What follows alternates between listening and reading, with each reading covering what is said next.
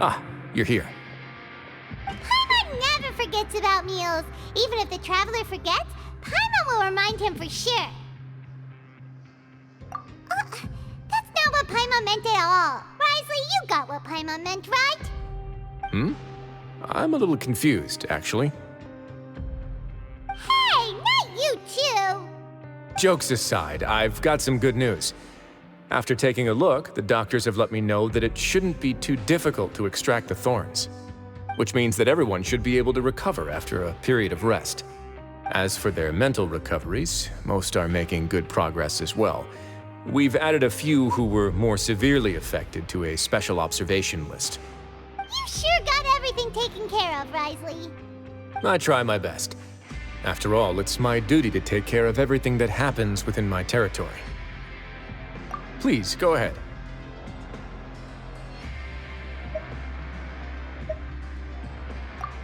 That's a bit of a long story.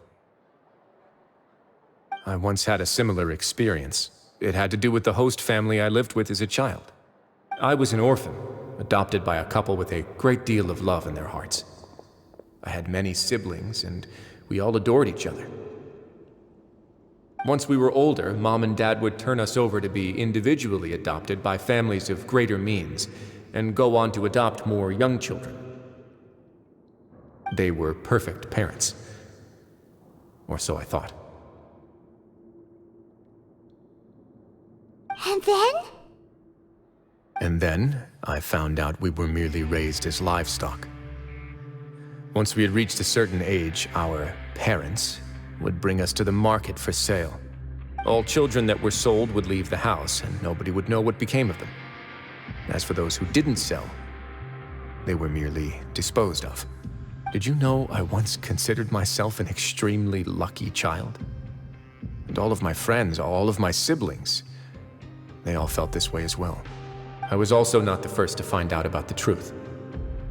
All those who found out before me were simply added to the disposal pile.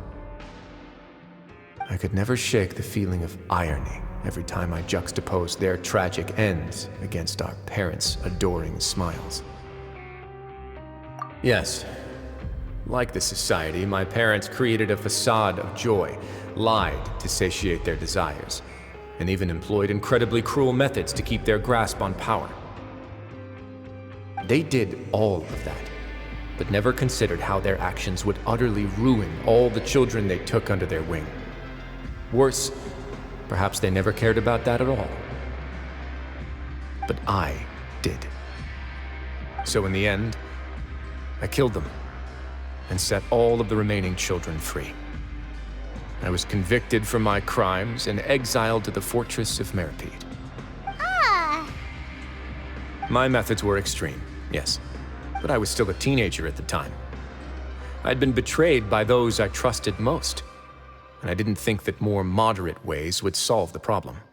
My doubt and helpless anger pushed me forward until I got what I deserved. It's all right. You don't have to tell me what you think. I've already committed to this path, regardless of what anyone may say about it.